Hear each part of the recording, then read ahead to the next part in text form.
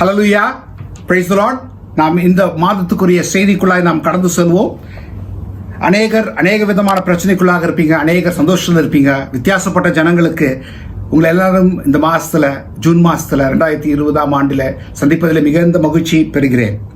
இன்று நாளுக்குரிய தலைப்பு அநேகருக்கு தேவையான தலைப்பாக இருக்கலாம், தெரிந்து கொள்ளாதவர்களுக்கு தெரிந்து கொள்ளக்கூடிய ஒரு தலைப்பாக இருக்கலாம். இன்னைக்கு நம்ம பார்க்க போற தலைப்பு அடைக்கல பட்டணம். ஹல்லேலூயா, சிட்டி ஆஃப் ரெஃப்யூஜ். என்னடா பிரதர், எங்களுக்கு எல்லாம் தெரியும் பிரதர் அப்படிங்கிறவங்களுக்கு தெரிஞ்சிருக்கட்டும், எங்களுக்கு தெரியாதுங்கிறவங்க தெரிஞ்சுங்க. இன்னைக்கு புதுசா என்ன நம்மளால சொல்ல முடியுமோ அந்த வசனங்களை நாம் இன்று கண்டிப்பாக பார்ப்போம். ஹல்லேலூயா.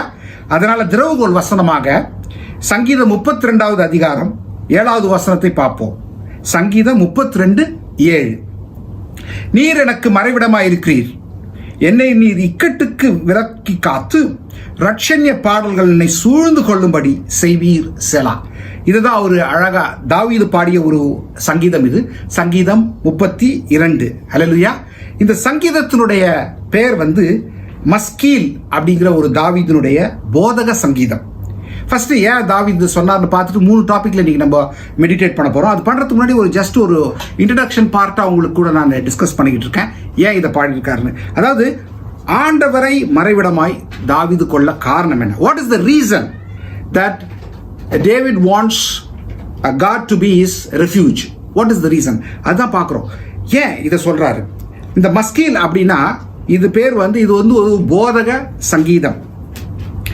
அதாவது மஸ்கீல் அப்படிங்கிற ஒரு சொல்லுக்கு அர்த்தம் பார்த்து, பிடித்து கொண்டு, உற்று நோக்கி அப்படிங்கிற ஒரு அர்த்தம். புரிஞ்சுதா? அந்த மஸ்கீல் அப்படிங்கிறது. அதாவது இந்த போதக சங்கீதம்னா இது ஒரு சங்கீதம் படிப்பிக்க அப்படிங்கிற ஒரு பொருள். இந்த சங்கீதத்தை தாவீது எழுத காரணம் என்ன? What is the reason? அல்லது தாவீது ஏன் இந்த சங்கீதத்தை பாடினார்? ஏன் தேவனை தனது மறைவிடம், அடைக்கலம் அப்படிங்கிறாரு? அப்போ தாவீதினோட நிலை தான் என்ன? What is the state in which David is? தாவீதினோட நிலை என்ன? இதான் பார்ப்போம். தாவீது இந்த சங்கீதத்தை பாவத்தினால், பாவம் செய்ததினால் இருதயத்தில் குத்தப்பட்டு அதிலிருந்து விடுபட முடியாதபடி ஒரு ஆத்மாவுக்குள்ள ஒரு வியாகுலத்தில் அந்த ஒரு மிகுதிங்க தாவீது பாடிய ஒரு சங்கீதம் தான் இந்த சங்கீதம் 32. அப்புறம் அவர் சொல்றாரு, நீர் இக்கட்டுக்கு என்னை விலக்கி காத்து அவரை மறைவிடமா கொண்டிருக்கிறாரு. அப்படி என்னப்பா தாவீது பாவம் பண்ணார்? அநேகருக்கு தெரிஞ்சிருக்கும், தெரியாதவங்களுக்காக இதை நான் சொல்றேன். நியாய பிரமாணத்தை மீறிட்டார். அந்த காலத்துல நியாய பிரமாணம்ங்கிறது மோசேவால், தேவனால் மோசேக்கு கொடுக்கப்பட்டது. அதை மீறினார். அப்படி என்ன பாவம் பண்ணாரு அப்படின்னு பார்த்தீங்கன்னா, பத்சேபா அப்படிங்கிற ஒரு சகோதரியோடு அவர் தவறாக நடந்து கொண்டு விபசாரம் செய்தபடியால். அது மட்டும் இல்லைங்க, அந்த பாவம் மட்டும் இல்லை, அடுத்தபடியாக பார்த்தீங்கன்னா அவருடைய கணவரை வஞ்சகமாக கொண்டிருக்கான். என்ன ஃபர்ஸ்ட் விபச்சாரம், அடுத்தபடியாக கணவரை கொண்டிருக்கான். வரிசையா பாவம் பண்ணி நியாயப்பிரமாணத்தை மீறினதுனால அவன் கொலை செய்யப்படும் என்பது மோசேவுக்கு கொடுக்கப்பட்ட அந்த நியாயப்பிரமாணத்தில் போட்டிருக்கு. He is supposed to die. அவனை கொலை செய்யணும், அந்த மாதிரி ஒரு குத்தத்தை பண்ணியிருக்கான். அப்படிப்பட்ட ஒரு சூழ்நிலையில தான் தாவீது தேவனை நோக்கி கூப்பிடுறான். ஆண்டவரே, நீர் எனக்கு மறைவிடமா இருக்கிறீர், நீர் எனக்கு அடைக்கலமா இருக்கிறீர். ஆண்டவரை தன்னுடைய அடைக்கல பட்டணமாய் அவன் கருதுகிறான். புரிஞ்சுதா உங்களுக்கு? இந்த இக்கட்டு, இந்த பிரச்சனை எல்லாத்துலேருந்து என்னை விலகி காக்க முடியும்.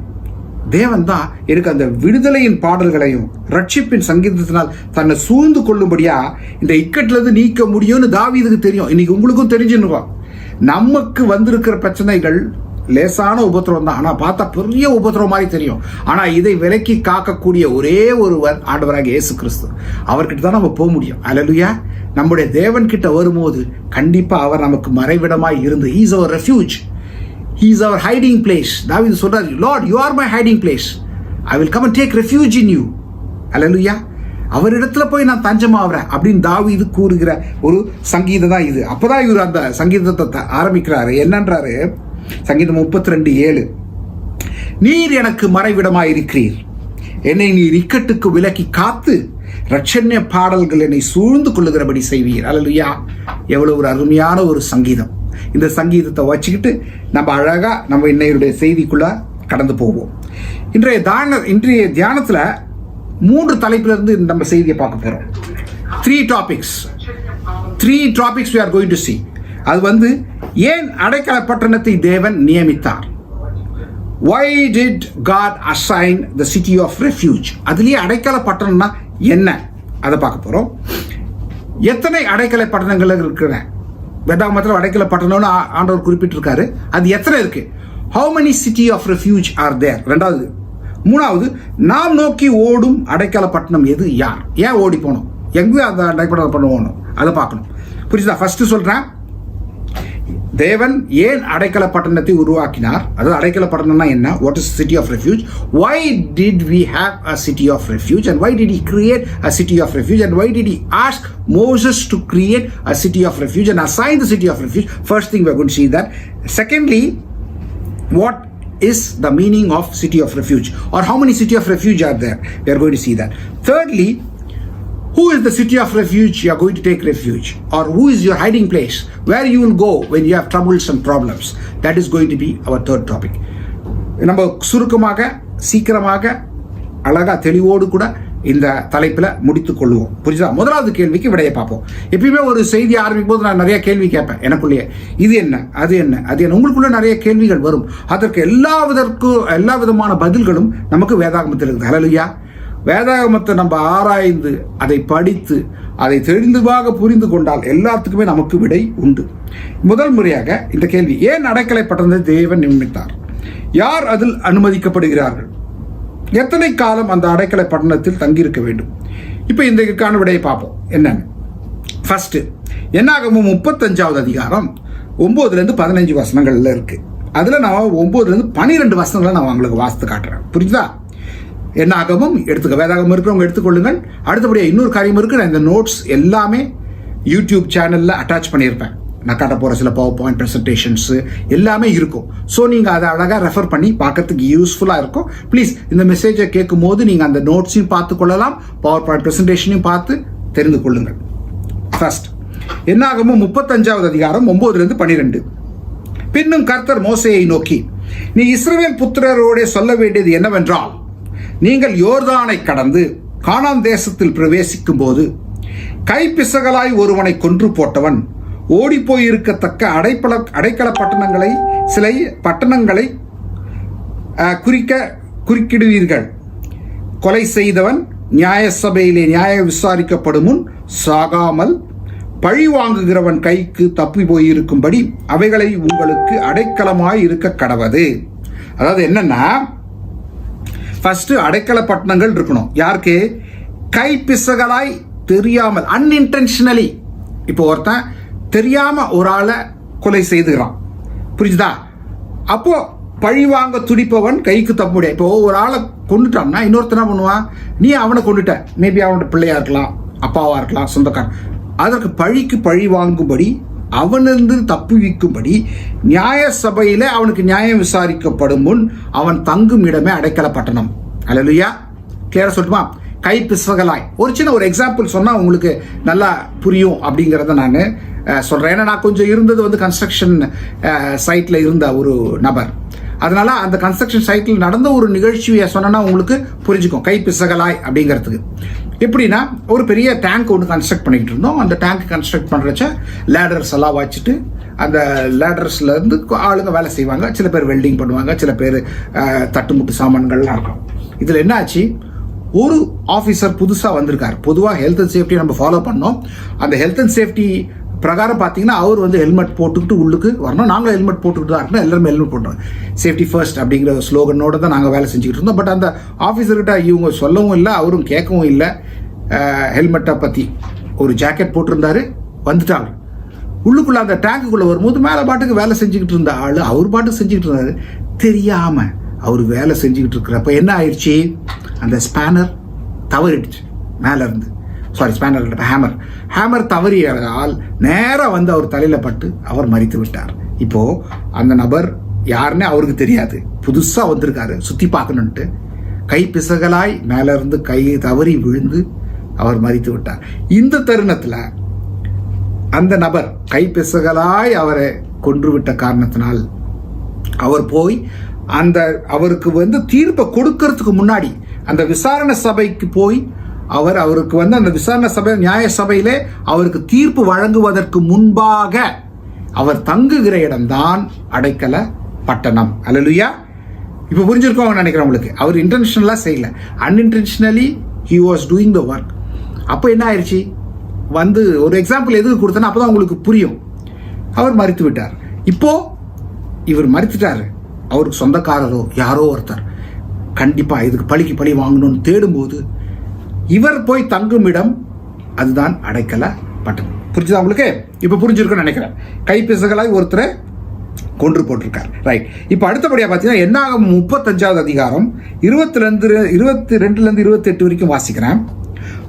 ஒருவன் பகைவன் என்றும் இல்லாமல் சடுதியில் ஒருவனை தள்ளி வெள்ள பண்ணினதினாலும் பதுங்கி இராமல் யாதொரு ஆயுதத்தை அவன் மேல் பட எரியாமலும் அவனுக்கு பகஞ்சராயிராமலும் அவனுக்கு தீங்கு செய்ய நினையாமல் இருக்கையில் ஒருவனை கொன்று போடத்தக்க ஒரு கல்லினால் அவனை காணாமல் எரிய அது அவன் மேல் பட்டதினாலும் அவன் செத்து போனால் அப்பொழுது கொலை செய்தவனையும் பழிவாங்குகிறவனும் சபையார் இந்த நியாயப்படி விசாரித்து கொலை செய்தவனை பழிவாங்குகிறவன கைக்கு தப்புவித்து அவன் ஓடி போயிருந்த அடைக்கல பட்டணத்துக்கு அவனை திரும்ப போகும்படி செய்ய கடவீர்கள். பரிசுத்த தைலத்தினால் அபிஷேகம் பெற்ற பிரதான ஆசாரியன் மரணம் அடையும் மட்டும் அவன் அதிலே இருக்க கடவன். ஆனாலும் கொலை செய்தவன் தான் ஓடி போயிருக்கிற அடைக்கல பட்டணத்தின் எல்லையை விட்டு வெளிப்பட்டிருக்கும் போது பழிவாங்குகிறன் கொலை செய்தவனை அடைக்கல பட்டணத்திற்கு வெளியே கண்டுபிடித்து கொன்று போட்டால் அவன் மேல் பழி இல்லை. கொலை செய்தவன் பிரதான ஆசாரியன் மழைமழையும் அடைக்கல பட்டணத்திலே இருக்க வேண்டும். பிரதான ஆசாரியன் மரணமடைந்த பின்பு தன் சுதந்திரமான காணியாட்சிக்கு திரும்ப போகலாம். இதுதான் என்னாகமத்தில் குறிப்பிடப்பட்டிருக்கு. ஃபர்ஸ்ட் பாயிண்ட், கொலை செய்தவன் அந்த அடைக்கல பட்டணத்தை விட்டு வெளியே வரக்கூடாது. ஃபர்ஸ்ட் குறிப்பு. இரண்டாவது குறிப்பு, பிரதான ஆசாரியன் மரணம் அடையும் மட்டும் அவன் அங்கே தங்கி இருக்கலாம். நல்லா கவனிச்சிங்க. இப்போ என்னன்னா, பிரதான ஆசாரியர் அங்கு உள்ள இருக்கிற வரைக்கும் அவன் தங்கி இருக்கலாம். ஸோ அப்போ அந்த கொலை செய்து தவறுதலாய் கொலை செய்தவன் அந்த அடைக்கல பட்டணத்துக்குள்ள போனவன் என்ன நினைச்சிட்டு இருப்பான்? இப்போ நீங்களும் நான் இருந்தீங்கன்னா, பிரதான ஆசாரியர் எப்போ மறிக்கிறாரோ அப்போ நான் வெளியே போய் சுதந்திரமா இருக்கலாம், என் மேலே யாரும் கைப்பட முடியாது. அப்போ நமக்கு தமிழ்ல ஒரு பழமொழி இருக்கிறது, அன்னை எப்போ காலியாவான் தின்ன எப்போ கிடைக்கும். அது போல பிரதான ஆசாரியார் மறித்தால் இவன் வெளியே போக கிடைக்கும். அப்போ அவன் நினைச்சிருக்க கூடும், எப்பா இந்த பிரதான ஆசாரியர் எப்போ மறித்து போவாரு, நம்ம வெளியே போயிருக்க கூடும். புரிஞ்சுதா உங்களுக்கு? அடுத்தபடியா பார்த்தீங்கன்னா, பட்டணத்தை விட்டு வெளியே வந்தால் பழி வாங்குகிறவன் அவனை கொன்றால் இரத்த பழி அவன் மேல் இருக்காது. இப்போ நல்லா கவனிச்சுங்க. அடைக்கல பட்டணம் இருக்கு, கொலை செய்தவன் உள்ளே அடைக்கல பட்டணத்துக்குள்ளாய் இருக்கிறான், அங்கே பிரதான ஆசாரியர் இருக்காரு. ஸோ அந்த அடைக்கல பட்டணத்துக்குள்ள இருக்கிற வரைக்கும் அவனுக்கு சேஃப்டி. அந்த பழி வாங்குகிறவன், புரியுதா உங்களுக்கு, who wants to take revenge on this guy who has murdered somebody who is his relative or யாரோ ஒருத்தர், அப்போ என்ன பண்ணணும்? அவன் வெளியே வரக்கூடாது. வெளியே வந்தான் என்றால், இஃப் திஸ் கை யாரு அந்த ரிவெஞ்ச் எடுக்க விரும்புகிறவன் அவனை கொன்றால் அந்த ரத்தப்பொழி அவன் மீது வராது. ஸோ அடைக்கல பட்டணத்துக்குள்ள அவன் இருக்கிற வரைக்கும் he is safe, he is under safety. புரியுதா உங்களுக்கு? he is under the refuge. அல்லேலூயா.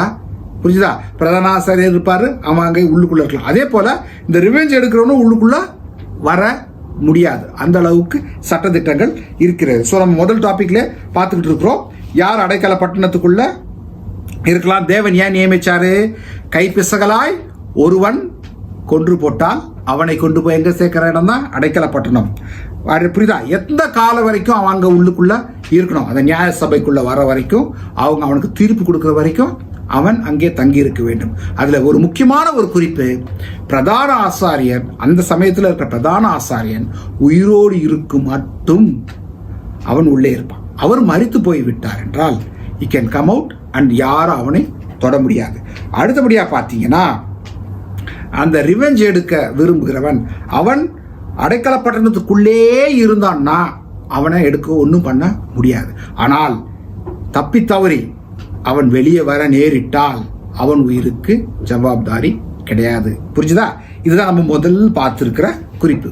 இப்போ நம்ம இரண்டாவது குறிப்புக்குள்ள வேகமாக கடந்து செல்லுவோம். வேதாகமத்தை எல்லாம் படிச்சிருப்பீங்க, நல்லா தெரிஞ்சிருக்கும் உங்களுக்கு. வேதாகமத்தில் முதல் குறிப்பு பார்த்தோம். அடைக்கல பட்டணம்னா யார் உள்ள தங்கி இருக்கிறாங்க, எவ்வளவு காலம் தங்கி இருக்கலாம், எப்போ அவ வெளியே வரலாம், எல்லா குறிப்பும் நம்ம பார்த்தோம். இப்போ ரெண்டாவதா பார்த்தீங்கன்னா எத்தனை அடைக்கல பட்டணங்கள் இருக்கிறது, அதன் பெயர்கள் என்ன, அந்த பெயருக்குரிய அர்த்தம் என்ன, புரிஞ்சுதா உங்களுக்கு? இதை பார்க்க போறோம். நம்ம அதுல இருந்து நம்ம ஆவிக்குரிய ரீதியில் என்ன அந்த அர்த்தத்தை நம்ம தெரிஞ்சு கொள்ளலாம். புரிஞ்சுதா? How many city of refuge are there? What are their names? What are their meanings of their names? And what is the spiritual understanding behind each and every city of refuge names? அதை பார்க்க போறேன் இன்னைக்கு. ரெண்டாவது என்னாகமம் என் கூட எடுத்துக்கொள்ளுங்கள். என்னாகமம் 35வது அதிகாரம் 13வது வசனத்திலிருந்து 14வது வசனத்து வரைக்கும் நம்ம வாசிப்போம். நீங்கள் கொடுக்கும் பட்டணங்களில் 6 பட்டணங்கள் அடைக்கலமாக இருக்க வேண்டும். யோர்தானுக்கு இப்புறத்தில் 3 பட்டணங்களையும் கானான் தேசத்தில் 3 பட்டணங்களையும் கொடுக்க வேண்டும். அவைகள் அடைக்கல பட்டணங்கள், மொத்தம் 6 பட்டணங்கள். இந்த பக்கம் 3, அந்த பக்கம் 3, மொத்தம் 6 அடைக்கல பட்டணங்கள். புரிஞ்சுதா? ஃபர்ஸ்ட் கேள்விக்கு பதில் கிடைச்சிச்சு. மீன்ஸ் அந்த செகண்ட் பாயிண்ட்ல ஃபர்ஸ்ட் கேள்விக்கு பதில் எத்தனை அடைக்கல பட்டணங்கள் போட்டிருக்கு? 6 அடைக்கல பட்டணங்கள். இது பழைய ஏற்பாட்டு காலத்துல நான் சொல்லிட்டு இருக்கேன். 6 அடைக்கல பட்டணங்கள் என்னென்ன எல்லாருக்கும் தெரிஞ்சுக்கணும்னு ஆசை இருக்குல்ல? 6 முதல்ல வாசிப்போம். யோசுவா 20வது அதிகாரம் 7 to 8. அப்படியே அவர்கள் நப்தலியின் மலை தேசமாகிய கலிலேயாவில் உள்ள கேதேசையும் இப்ராஹிமின் மலை தேசத்தில் உள்ள சீகேமையும் ஏற்படுத்தினார்கள். யூதா தேசத்தில் உள்ள எபிரோன் ஆகிய கீரியா தர்பாவையும் ஏற்படுத்தினார்கள். எரிகோவிலிருந்து யோர்தானுக்கு அக்கறையான கிழக்கே இருக்கிற ரூபன் கோத்திரத்திற்கு இருக்கும் சமபூமியின் வனாந்திரத்தில் உள்ள பேசேரையும், காத் தேசத்திற்கு இருக்கும் கிலியத்தில் உள்ள ராமோத்தையும், மனாசே கோத்திரத்திற்கு இருக்கும், அதாவது இருக்குன்னா பாசானில் உள்ள கோலானையும் குறித்து வைத்தார்கள். ஸோ 6 பட்டணங்கள்னு பார்த்தோம். அந்த 6 பட்டணங்கள் எது எது அப்படின்னு பார்க்கும்போது கேதேஸ், சீகேம், எபிரோன், பேசேர், ராமோத், கோலான். இப்போ இதில் பார்த்தீங்கன்னா உங்களுக்கு அழகா போட்டிருக்குது. புரியுதா? 6 பட்டணங்கள், கேதேஸ், சீகோம், எபிரோன், கோலான், எல்லா 6 பட்டணங்களும் இங்கே இருக்கு. புரிஞ்சுதா? இதெல்லாம் உங்களுக்கு பவர் பாயிண்ட் ஸ்லைடில் நான் உங்களுக்கு போட்டிருக்கேன். இது நீங்க ஓபன் பண்ணி பார்த்தீங்கன்னா உங்களுக்கு அழகா தெரிஞ்சும் கலர்ல எல்லாமே இருக்கு. ஸோ யோர்தானுக்கு இப்புறத்துல 3, யோர்தானுக்கு அப்புறத்துல 3. இதை பார்த்து தெரிந்து கொள்ளுங்கள். ஆமென், ஹல்லேலூயா. இப்போ நம்ம பார்த்தது மொத்தம் 6 பட்டணங்கள். இந்த 6 பட்டணங்கள் என்னென்னு பார்த்தோம். 6 பட்டணங்கள் பேசேர், சீகேம், கேதேஸ், ராமோத், எபிரோன், கோலான். இப்போ இந்த 6 பட்டணம் இதுவும் நான் ஸ்லைடில் போட்டிருக்கேன். இந்த 6 பட்டணங்களுக்கும் ஒரு அர்த்தம் உண்டு. அந்த பட்டணங்களுடைய பெயர், இந்த அர்த்தத்தை வச்சு தான் நம்ம ஆவிக்குரிய அர்த்தத்தோடு பார்ப்போம். இதுவும் நம்மளுடைய ஸ்லைடில் இருக்கிறதுனால இதையும் நீங்கள் கிளிக் பண்ணி பார்த்தீங்கன்னா தெரிந்து கொள்ளலாம். அல்லேலூயா, ஆமென். சரி, இப்போ இந்த 6 பட்டணங்கள் இருக்குல்ல, இதோட அர்த்தத்தை பார்ப்போம். முதல் பட்டணமாகிய பேசேர் அப்படின்னா, இப்போ அந்த பட்டணத்தில் பார்த்தா மாதிரி பேசேர் அப்படிங்கிறதுக்கு அர்த்தம் அரண் அல்லது மூடப்படுதல், ஷட்டப் இங்கிலீஷில் அப்படி கொடுத்துருக்கு. அதற்கு தான் இப்போ அந்த தாவீதனோட சங்கீதத்தோட இடையிலிருந்து பார்க்க போகிறோம். ஃபர்ஸ்ட் நம்ம பார்த்தாச்சு யார் அடைக்கல பட்டணத்துக்குள்ளே போவாங்க, அடைக்கல பட்டணத்தில் எவ்வளவு நாள் தங்கியிருக்கலாம், அதை விட்டு வெளியே வந்தால் அவனுக்கு என்ன ஆகும், இதெல்லாம் நம்ம பார்த்தோம். இப்போ ரெண்டாவது எத்தனை அடைக்கல பட்டணங்கள் இருக்கு, அதோட பெயர்கள் என்ன, அதோட அர்த்தத்தில் இருக்கும். 6 அடைக்கல பட்டணங்கள் இருக்கு. அந்த 6 அடைக்கல பட்டணங்கள் கேதேஸ், சீகேம், எபிரோன், பேசேர், ராமோத், கோலான். புரிஞ்சுதா? முதல்ல பேசேருக்கு அரண், மூடப்படுதல். அதுக்கு வாசிப்போம். சங்கீதம் 32:1-2. எவனுடைய மீறுதல் மன்னிக்கப்பட்டதோ, எவனுடைய பாவம் மன்னிக்கப்பட்டதோ அவன் பாக்கியவான்.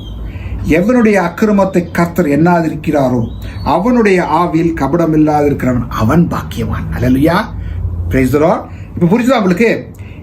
எவனுடைய மீறுதல் மன்னிக்கப்பட்டதோ, அவனுக்கு யாரோட பாவம் மூடப்பட்டதோ, whose sins are covered, whose sins are shut up, அவன் உண்மையிலேயே பாக்கியவான்.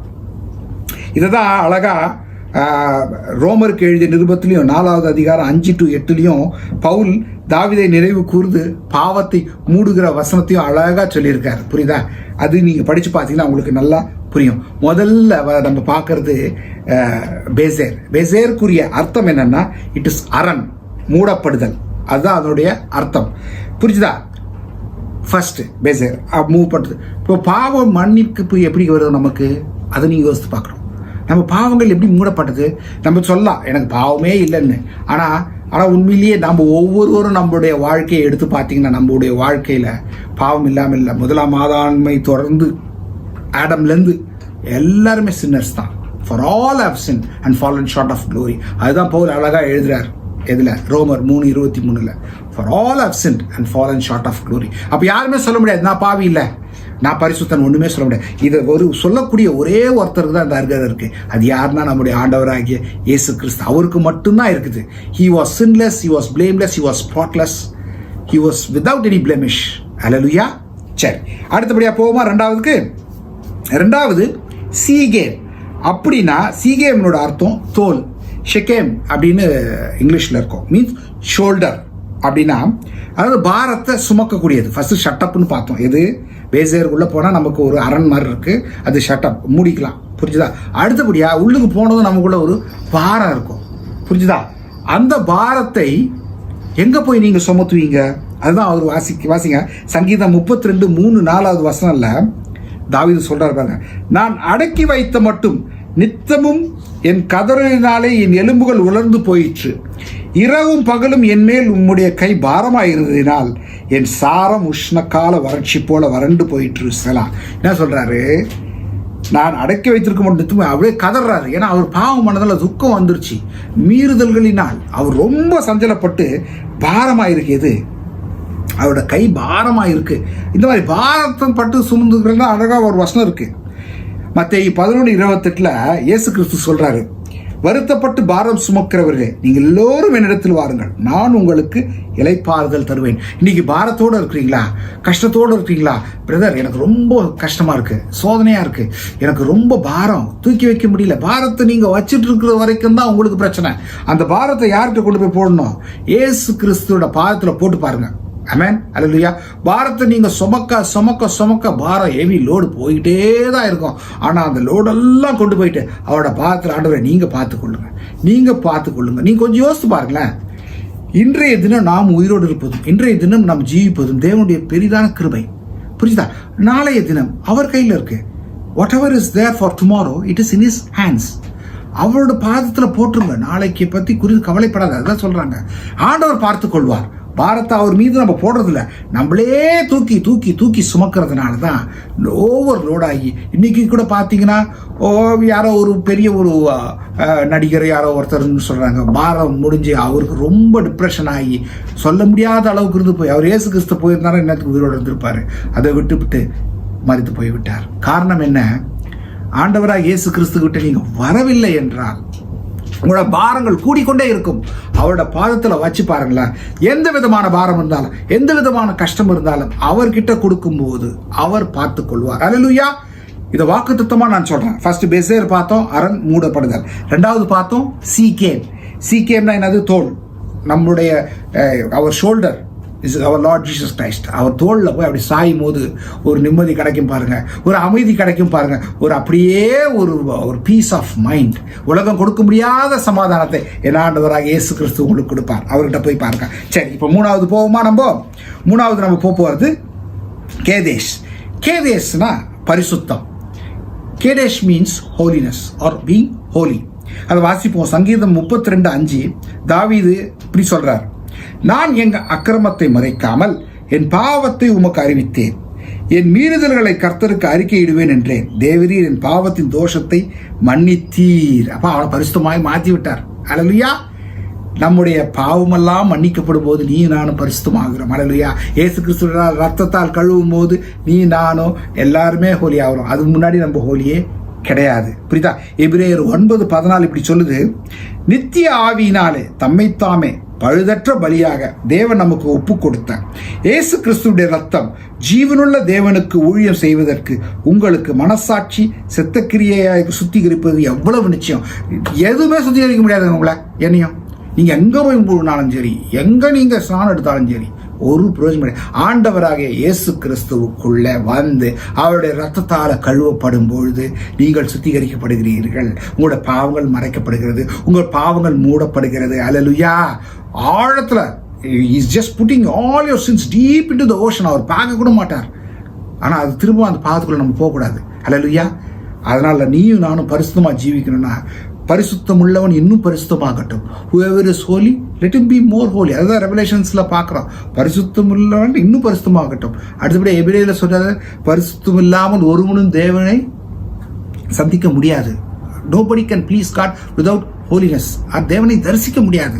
அதனால எப்படி நீங்க பரிசுத்தமாக்க முடியும்? ஐயோ, எனக்கு இவ்வளவு பிரச்சனைகள் இருக்கேன், இவ்வளவு எனக்கு நான் கரைபடிந்து இருக்கிறேன் அப்படின்னும் போது உங்களை என்னையும் பரிசுத்தமாக்குறவர் ஆண்டவராகிய இயேசு கிறிஸ்து, அவருடைய ரத்தம், பரிசுத்தாவியாரோட அபிஷேகம், இதை கொண்டு அவரோட வசனத்தை பற்றி கொண்டு பிதாவாகிய தேவனை நீங்கள் பற்றி கொள்ளும் பொழுது நீங்களும் நானும் பரிசுத்தமாகிறோம். ஹல்லேலூயா. இப்ப 3 பார்த்தாச்சு. நம்ம 3 என்ன பார்த்தோம்? பெசேர் பார்த்தோம், அதுனா அரண், மூடப்படுதல். சீலே பார்த்தோம், அதுனா தோல், ஷோல்டர். 3வது கேதேஷ் அப்படின்னா பரிசுத்தம் பார்த்தாச்சு. இப்போ அடுத்தபடியா 4வது, நான் சீக்கிரம் முடிச்சிருவேன், கொஞ்சம் என் கூட அழகாக கூர்ந்து கவனிச்சிங்கன்னா உங்களுக்கு நல்லா புரியும். அடைக்கல பட்டணமாகிய ராமோத் அப்படின்னா உயரம் அல்லது உயர்த்தப்படுதல், எக்ஸால்டட். Ramoth means exalted. இது ஒரு வசனத்தில் பார்க்குற பாருங்க, சங்கீதம் 32:6. தாவீது சொல்றாரு, தேவன் செய்யும் உதவியே அவர் அழகா உயர்வை வேவிக்கிறார். இதற்காக சகாயம் கிடைக்கும் காலத்தில் பக்தியுள்ளவனவனும் உம்மை நோக்கி விண்ணப்பம் செய்வேன், அப்பொழுது மிகுந்த ஜலப்பிரகாரம் வந்தாலும் அது அவனை அணுகாது. அல்லேலூயா. தாவீது என்ன சொல்றாரு? பெரிய ஜலப்பிரகாரம் வந்தாலும் அவன் அணுகாது. ஏன்னா அவன் இஸ் இந்த எக்ஸால்டட் ஏரியா. அவன் உயர்த்தப்பட்ட இடத்துல இருக்கும்போது எந்த ஒரு ஜலப்பிரகாரம் வந்தாலும் அவனை ஒண்ணுமே அணுகாது. அதுதான் தாவீது அழகா சொல்றாரு, ஆண்டவரே நீங்க என்ன உயர்த்தி வச்சிருக்கிறதால எவ்வளோ பெரிய ஜலப்பிரகாதம் பிரச்சனை. தாவீதுக்கு வராத பிரச்சனையே இல்லைங்க. அவனுக்கு பாவம் பண்ணான்றான்னு பார்க்குறோம். ஆனால் தாவீதோட லைஃப்பை பார்த்தீங்கன்னா பயங்கர மிசரபிள் லைஃப். அவனோட பிள்ளைகள் அவனுக்கு எதிரில் இருந்தாங்க, மனைவிமாரோட பிரச்சனைகள், 1000 பிரச்சனைகள். ஆனாலும் தாவீது தன்னோட மறைவிடமாய், the hiding place, our refuge, stronghold, is shelter, எல்லாமே ஆண்டவராகிய தேவன் பக்கத்தில் தான் போயிட்டார். அல்லேலூயா. நீங்க எங்க போகணும்? நான் எங்க போகணும்? ஆண்டவராகிய இயேசு கிறிஸ்து தான் சொல்றாரு. இப்போ பாத்தீங்கன்னா ஜலப்பிரவாகம் வந்துச்சு, நோவா காலத்துலையும் ஜலப்பிரவாகம் வந்துச்சு. அந்த ஜலப்பிரவாகத்தில் நோவா என்ன பண்ணாரு? அழகா ஒரு பேழையை பண்ணாரு. பேழையில எங்க இருந்தாரு அவரு? ஜலப்பிரவாகத்தில் மேலதான் உயர்த்தப்பட்டு இருந்தாரு. he was above the waters, he was seated above the waters. இது இப்போ ஜலப்பிரவாகம் வந்துருச்சு, நான் அந்த ஜலப்பிரவாகத்தில் நீந்தி தப்பிப்பேன் அப்படின்னு நோவா நீந்தல. அதே போலதான் இன்னைக்கு இருக்கிற ஒரு சூழ்நிலையிலும் இந்த பிரச்சனையிலையும் நான் நீந்தி தவிப்பேங்கிறத விட உயர்த்தப்பட்ட இடத்துல உங்களுடைய வீடுகளிலேயே நீங்க அமைதியா அரணாகிய இயேசு கிறிஸ்துவுடைய கோட்டைக்குள்ள வீட்டுக்குள்ளேயே இருந்தீங்கன்னா உங்களுக்கு எல்லா விதமான பாதுகாப்பும் கிடைக்கும். ஆனா வெளியே வரும்போது தான் நமக்கு பிரச்சனைகள் ஆரம்பிக்கிறது. புரிஞ்சுதா உங்களுக்கு?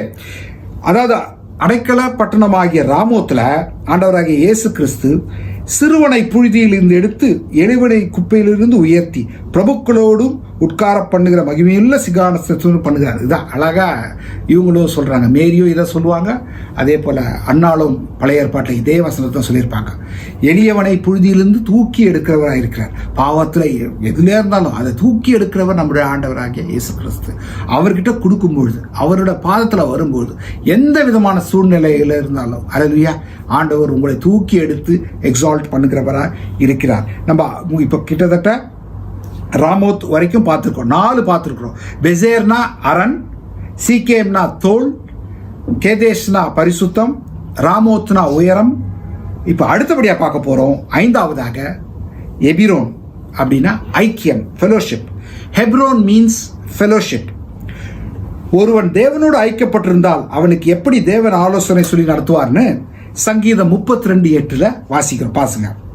நான் உனக்கு போதித்து நீ நடக்க வேண்டிய வழியை உனக்கு காட்டுவேன், உன் மேல் என் கண்களை வைத்து உனக்கு ஆலோசனை சொல்லுவேன். அல்லேலூயா. எப்படி இருக்கோம்? அந்த ஃபெலோஷிப்ல இருக்கும்போது ஆண்டவர்கிட்ட நம்ம ஐக்கியத்தை வைக்கும் போது பிதாவாகிய தேவனோடும் ஆண்டவராகிய இயேசு கிறிஸ்துவோடும் பரிசுத்த ஆவியானவரோடும் உண்ட ஐக்கியம் இருக்கும்போது நான் உனக்கு போதித்து நீ நடக்க வேண்டிய வழியை உனக்கு காட்டுவேன். எப்படி போனோம், எங்க போனோம், என்ன நடக்கும், அடுத்தபடியா என்ன செய்யணும், எல்லாத்துக்கும் பதிலை கொடுக்கிறவர் ஆண்டவராகிய இயேசு கிறிஸ்து. உனக்கு ஆலோசனையும் கூறுவார். புரியுதா? எப்பயுமே ஆலோசனைகள் வரும், துராலோசனையும் இருக்கும், நல்ல ஆலோசனையும் இருக்கும். நல்ல ஆலோசனை எப்படி தெரியும்? வேதத்தின் அடிப்படையில் இருக்கும், ஆண்டவராகிய இயேசு கிறிஸ்து கூறிய வசனங்களாக இருக்கும், ஜெபத்தில் அவங்க கூட பேசுவார். ஆனால் மேற்படியாக பேசும்போது வித்தியாசமான ஆலோசனை கொடுப்பான். தெரிஞ்சுக்கணும்னா வசனத்தில் நீங்கள் ஸ்ட்ராங்காக இருக்கணும், ஜெபத்தில் உறுதியாகி பட்டிருக்கணும், பரிசுத்த ஆவியானவருடைய சொல்லுக்கு செவி கொடுக்க வேண்டும். அடுத்த முக்கியமான ஒன்று, என்னைக்குமே பரிசுத்த ஆவியானவரோ இயேசு கிறிஸ்துவோ பிதாவாகிய தேவனோ ஒன்று ஆலோசனை கொடுக்குறாங்கன்னா வேதத்தை விட்டு வெளியே இருக்கவே இருக்காது. வேதத்தின் அடிப்படையில் தான் அது இருக்கும். அதை நீங்கள் புரிஞ்சுக்கணும். புரிஞ்சுதா? வேதத்தின் அடிப்படையில் இருக்கிற காரணத்தினால உங்களோட ஆலோசனைகள் எல்லாம் அருமையாக இருக்கும். நீங்கள் நடக்க வேண்டிய வழியையும் அவர் உங்களுக்கு சொல்வார்.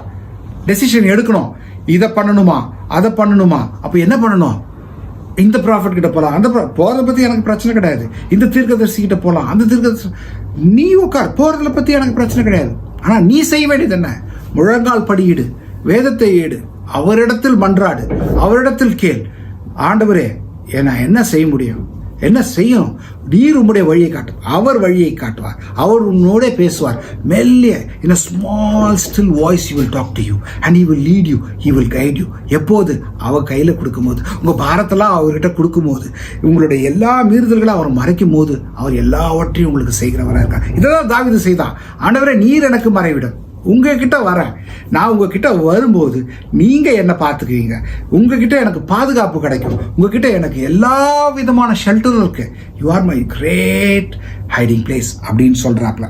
புரிஞ்சுதா? இப்போ நம்ம 5 பார்த்துட்டோம்.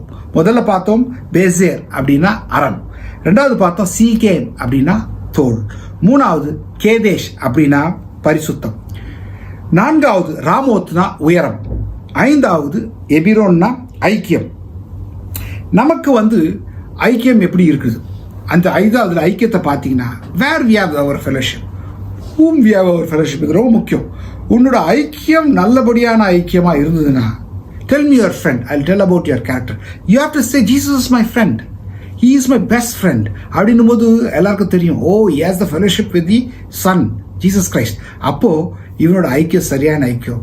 அதாவது யோவான்லையும் எழுதியிருப்பார், உங்களுடைய ஐக்கியம் யாரோடு இருக்கணும், பிதாவாகிய தேவனோடும் குமாரனாகிய இயேசு கிறிஸ்துவோடும் பரிசுத்த ஆவியானோட ஐக்கியம் இருக்கும் போது உன்னுடைய ஆலோசனைகள் எல்லாம் அருமையாக இருக்கும். உனக்கு வருகிற ஆலோசனை நீ சொல்கிற ஆலோசனையும், அதே போல் நீ நடக்க வேண்டிய வழியும் சரியாக இருக்கும். நீ நடக்க வேண்டிய வழியையும் அவர் உனக்கு காட்டுவார். அல்லேலூயா, ஆமென். சரி, இப்போ 6வதாக பார்க்க போகிறோம். நம்ம ஃபர்ஸ்ட் பார்த்தோம் பேசேர் அப்படின்னா அரண், அடுத்தபடியாக சீகேம் அப்படின்னா தோல், மூன்றாவது கேதேஷ்னா பரிசுத்தம், நான்காவது ராமோத்னா உயரம், ஐந்தாவது எபிரோன்னா ஐக்கியம், ஆறாவது கோலோன் அப்படின்னா மகிழ்ச்சி. Colon means Joy. உங்களுக்கு அருமையாக கற்றுக் கொடுத்தேன், போன ஸ்டடியில் பார்த்துருந்தீங்கன்னா உங்களுக்கு தெரிஞ்சிருக்கும். ஜாய்க்கு ஒரு எக்ஸ்பான்ஷன் கொடுத்துருந்தேன், ஜேக்கு ஒன்று சொல்லியிருந்தேன், ஓக்கு ஒன்று சொல்லியிருந்தேன், ஒய்க்கு ஒன்று சொல்லியிருந்தேன். அது தெரியாதவங்களுக்கு இன்னைக்கு சொல்கிறேன். என்ன பிரதர் திரும்பி ரிப்பீட் பண்ணுறீங்கன்னு இல்லை, ரிப்பீட் பண்ணும்போது it goes deep into your mind and deep into your heart. புரிஞ்சுதா உங்களுக்கு? என்னன்னா J O Y, J Jesus first, J is Jesus first, O others next. புரிஞ்சுதா? why yourself last. புரியுதா? இந்த நீங்க அடிப்படையில் இருக்கும்போது உங்களுடைய சந்தோஷம் மகிழ்ச்சி பெருசா இருக்கும். ஜே யாரு first? Jesus first. You give the importance to Jesus. Jesus first. Anything you to, what ever you to, give Jesus the first priority. ஆண்டவராக இயேசு கிறிஸ்துவுக்கு நீங்க முதலாவது உங்களுடைய ப்ரையாரிட்டி கொடுக்கும்போது உங்களுக்கு ஜாய் இருக்கும். அடுத்தபடியா அதர்ஸ், மற்றவங்களை குறித்து உங்களுக்கு ஒரு கரிசனை இருக்க வேண்டும், மற்றவங்களை குறித்து ஒரு அந்த பாரம் இருக்க வேண்டும், மற்றவங்களை குறித்து நீங்கள் என்றுமே ஒரு கரிசனை உள்ளவர்களாய் அவங்க மேலே ஒரு பாரம் இருக்கும்போது உங்களுக்கு ஜாய் இருக்கும். அடுத்தபடியாக your self, you have to consider your self in this Joy, then you can participate in this Joy. அப்போ தான் உங்களுக்குள்ள மகிழ்ச்சி இருக்கு. இப்போ தெரிஞ்சுதான் உங்களுக்கு ஏன் என் பிரதர் எனக்கு ஜாய் இல்லை அப்படின்னும் போது, give Jesus the first priority and others next. And then அதான் உன்னுடைய பிறனில் அன்பு கூற வேண்டும். என்னிடத்தில் அன்பு கூறுவது போல உன்னுடைய பிறனில் அன்பு கூற வேண்டும். லவ், அதாவது அன்புல முக்கியமானது என்னன்னா அகப்பே அன்பு. அகப்பே அன்பு ரொம்ப ரொம்ப முக்கியமான அன்பு. அந்த அன்பு எப்படின்னா, முதல்ல பிதாவாகிய தேவனிடத்தில் இருக்க வேண்டிய அன்பு, அடுத்தபடியாக பிறரில் இருக்கணும், அடுத்தபடியாக நம்ம, அப்போதான் அந்த ஜாய் கம்ப்ளீட்டாக நடக்கும். சரி, இப்போ வாசிப்போமா அந்த வசனம்? சங்கீதம் 32:11 நான் உங்களுக்கு வாசிக்கிறேன். தாவீது நீதிமான்களுக்கு மிகுந்த மகிழ்ச்சியையும் கரி கூறுதலும் உண்டு பண்ணு என்று சொல்லுகிறார். எப்படின்னு பார்த்தீங்கன்னா, நீதிமான்களே கர்த்தருக்குள் மகிழ்ந்து களி கூறுங்கள், செம்மையான இருதயம் உள்ளவர்களே, நீங்கள் எல்லோரும் ஆனந்த கழிப்பு உள்ளவர்கள். பாருங்களேன், நீதிமான்களே கர்த்தருக்குள். நம்ம எப்படி நீதிமான் ஆக்கப்பட்டிருக்கோம்? நான் நீதிமான் இல்லையா? நீ நீதிமான் எப்படி? ஆண்டவராக இயேசு கிறிஸ்துவுடைய ரத்தத்தால் கழுவப்பட்ட ஒவ்வொருவரும் நீதிமான்கள். ஹல்லேலூயா, ஹல்லேலூயா, பிரைஸ் தி லார்ட். புரியுதா உங்களுக்கு? ஆண்டவராக இயேசு கிறிஸ்துவனுடைய ரத்தத்தால் கழுவப்பட்டிருந்தீனா நீ நீதிமான். You are a righteous person. அப்போ when you become righteous by the blood of Jesus Christ, you have to share the joy. Hallelujah, praise the Lord. அந்த சந்தோஷத்துக்குள்ள, அந்த மகிழ்ச்சிக்குள்ள நீங்க தலைக்கிறவர்களாய் இருப்பீர்கள். Hallelujah, praise you Jesus. அப்போ இந்த கோலானுங்கிறதுக்கு என்ன அர்த்தம்? இந்த அடைக்கல பட்டணத்துல மகிழ்ச்சி. எப்படி ஒரு மகிழ்ச்சி? அப்பா, நான் உள்ளுக்கு வந்துட்டேன், இந்த பட்டணத்துக்குள்ள இருக்கிறேன். இந்த பட்டணத்துக்குள்ள இருக்கிற போது ஆண்டவராக இயேசு கிறிஸ்து பட்டணத்துக்குள்ள வந்துட்டயா, எனக்குள்ள ஒரு மகிழ்ச்சி, எனக்குள்ள ஒரு சந்தோஷம். இருந்த எல்லாவித சஞ்சலங்களும் போயிடுச்சு. அவரோட ஷோல்டரில் நான் போட்டுட்டேன். அப்படிதான் தாவீது அழகா, தாவீதோட லைஃபினோட பெரிய ஒரு சக்சஸ் காரணம் என்னன்னா, எல்லாவற்றையுமே அவன் தேவன்கிட்ட கொடுத்தாங்க. Anything, any decision he gives unto God. ஆண்டவர் சொல்றது, அவன் அவன் அவன் தவறு செய்த போதும் ஆண்டவர் இடத்துல தான் போனான். பார்த்து 32வது சங்கீதத்தில் அவன் பாவத்தின் மிகுதியால் அந்த பாவத்தை செஞ்ச சமயத்தில் அவன் ஆண்டவர்கிட்ட தான் வந்திருக்கிறான். அப்போ நீங்கள் மகிழ்ச்சியாக இருக்க வேண்டும் என்றால் give Jesus the first priority, others next and yourself. புரிஞ்சுதா? இப்போ இந்த 6 பட்டணங்களை நம்ம பார்த்துக்கிட்டோம். 6 பட்டணங்கள் என்ன? பெசர் அப்படின்னா அரண், மூடப்படுதல். அடுத்தபடியாக பார்த்தீங்கன்னா சீகேம் அப்படின்னா தோல். அடுத்தபடியாக பார்த்தீங்கன்னா கேதேஷ் அப்படின்னா பரிசுத்தம். அடுத்தபடியாக பார்த்தீங்கன்னா ராமோத் அப்படின்னா உயரம் ஆர் உயர்த்தப்படுதல். 5வதா எபிரோன், எபிரோன்னா ஐக்கியம், ஃபெலோஷிப். 6வது கோலான், கோலான்னா மகிழ்ச்சி, மிகுந்த சந்தோஷம். அல்லேலூயா. இந்த 6 பட்டணத்துலையும் பாருங்களேன் ஆண்டவர் எப்படி அந்த பெயர்களை வச்சிருக்காரு. ஒன்று, உங்களோட பாவத்தை மூடப்படுதல். அடுத்தபடியாக அவரோட சும மேலே அப்படியே போய் விழுந்துட்டீங்க, உங்களை பரிசுத்தமாக்குறாரு, உங்களோட பாவத்தெல்லாம் அறிக்கிடும் போது. அடுத்தபடியாக இதெல்லாம் முடிஞ்சதான், என் மகன் என்கிட்ட வந்துட்டான், அவனை உயர்த்தி நிறுத்திறார். எளியவனை புழுதியிலிருந்து எடுத்து உயர்ந்த ஸ்தானத்தில் வைக்கிறார். அடுத்தபடியாக ஒரு ஐக்கியத்தை கொடுக்குறபடியா இருக்கிறார். அடுத்தது எல்லாம் வரும்போது உங்களுக்குள்ள ஒரு சந்தோஷத்தை கொடுக்கபடியா இருக்கார். அல்லேலூயா, பிரைஸ் தி லார்ட். சரி, இப்போ முதல் கேள்வி என்ன பார்த்தோம்? நம்ம அடைக்கல பட்டணம்னா என்ன, யார் இருப்பாங்க, எவ்வளவு நாள் தங்கியிருக்கலாம், இதெல்லாம் பார்த்தோம். 2வது ஒரு கேள்வி இருந்துச்சு, என்ன பண்ணுறது, அடைக்கல பட்டணங்கள் எத்தனை இருக்கும், அதை பார்த்தோம். 6 அடைக்கல பட்டணங்கள்ல பார்த்தோம். நம்ம அதோட மீனிங்ஸையும் ஒவ்வொன்றையா பார்த்து அதோட அண்டர்ஸ்டாண்ட் பண்ணிட்டோம். இப்போ கடைசியா நாம் நோக்கி ஓடும் அடைக்கல பட்டணம் எது? நம்ம நோக்கி ஓடணும். ஒரு அடைக்கல பட்டணம் இருக்கு. அல்லேலூயா, எல்லாருக்கும் தெரியும். புரியுதா? அதே போல இதனுடைய ஆவிக்குரிய அர்த்தத்தையும் நம்ம தெரிஞ்சுக்கணும். தி ஸ்பிரிச்சுவல் மீனிங் அபவுட் திஸ். இந்த அடைக்கல பட்டணத்துடைய ஆவிக்குரிய அர்த்தத்தை நம்ம தெரிஞ்சுக்கணும். வாசிப்போம். சங்கீதம் 9:9. சிறுமைப்பட்டவனுக்கு கர்த்தர் அடைக்கலமானவர், நெருக்கப்படுகிற காலங்களில் அவரே சஞ்சலமானவர். அல்லேலூயா. சிறுமைப்படும் போதும் நெருக்கப்படும் போதும் நாம போய் சேர அடைக்கப்படவும் ஏண்டவராகிய இயேசு கிறிஸ்து. அல்லேலூயா. உன்னுடைய ஒவ்வொரு பிரச்சனையிலும் நீ சிறுமைப்படுத்தும் போதும் சரி, உனக்கு எந்த ப்ராப்ளம் வந்தாலும் சரி, நெருக்கப்படும் போதும் சரி, when you are crushed, when you are humiliated, where you have to run, which is your city of refuge? Our Lord and Savior Jesus Christ is the city of refuge. அதுதான் வாசிக்கிறோம். எபிரேயர் 6வது அதிகாரம் 17-18 வசனங்கள். அந்தபடி தேவனும் வாக்குத்தத்தம் பண்ணப்பட்டவைகளை சுதந்தரித்துக் கொள்ளுங்கிறவர்களுக்கு தமது ஆலோசனையின் மாறாத நிச்சயத்தை பரிபூரணமாய் கண்காணிக்கும்படிக்கு சித்தமுள்ளவராய் ஓர் ஆணையினாலே அதை ஸ்திரப்படுத்தினார். நமக்கு முன் வைக்கப்பட்ட நம்பிக்கையை பற்றி கொள்ளும்படி அடைக்கலமாய் ஓடி வந்த நமக்கு 2 மாறாத விசேஷங்களினால் நிறைந்த ஆறுதல் அளிக்கும்படி என்னவெனில், பொய்யுரையாத தேவன் அப்படி செய்திருக்கிறார். என்னன்னா, நம்மள அடைக்கல பட்டணமாய் இயேசு கிறிஸ்துவகிட்ட அடைக்கலமாக வந்து சேருங்க அப்படின்னு தான் அந்த வசனம் அழகா சொல்லியிருக்கு. புரியுதா? எந்த ஒரு நம்பிக்கை, அவருடைய நம்பிக்கையை பற்றி கொள்ளும்படிக்கு நமக்கு 2 மாறாத விசேஷ ஆறுதலை கொடுக்கிற தேவன் நம்முடைய ஆண்டவராகிய இயேசு கிறிஸ்து. அவர்கிட்ட நீங்க வரும்பொழுது அவர் உங்களை பாதுகாத்து கொள்ளுகிறவராக இருக்கிறார். அல்லேலூயா. அதை சுதந்திரிக்கொள்ளணும். அந்த வாக்குத்தத்தத்தை you have to inherit according to the advice of the Lord. புரிஞ்சுதா? அதே தான் பார்த்தீங்கன்னா ஏசாயா 32:2 பார்க்கிறோம். அவர் காற்றுக்கு ஒதுக்காகவும் பெருவெள்ளத்துக்கு புகலிடமாகவும் வறண்ட நிலத்துக்கு நீர்க்கால்களாகவும் விடாய்த்த பூமிக்கு பெருங்கண்மலையாகவும் நிழலாகவும் இருப்பார். யார்? ஆண்டவராக இயேசு கிறிஸ்து. நீ போக வேண்டிய அடைக்கல பட்டணம் யார்? ஆண்டவராக இயேசு கிறிஸ்து. நீ இருக்க வேண்டிய பட்டணம் எது? ஆண்டவராக இயேசு கிறிஸ்துங்கிற அடைக்கல பட்டணத்துக்குள்ள. ஹல்லேலூயா, பிரைஸ் தி லார்ட். அடுத்தபடியா பார்த்தீங்கன்னா எபிரேயர் 6வது அதிகாரம் 20வது வசனத்தை சொல்லுது, நமக்கு முன்னோடியானவராகிய இயேசு மெல்கிசேதேக்கின் முறையின்படி நித்திய பிரதான ஆசாரியராய் நமக்காக அந்த திரைக்குள் பிரவேசித்திருக்க. ஹல்லேலூயா. நம்ம எல்லாம் பாவம் செஞ்சிருந்தோம், அந்த திரைக்கு உள்ள போக முடியாத அளவுக்கு இருந்தோம். ஆனா ஆண்டவராகிய இயேசு கிறிஸ்து, he became the high priest in the order of Melchizedek, and he tore into the curtain and he went inside. How? By his death.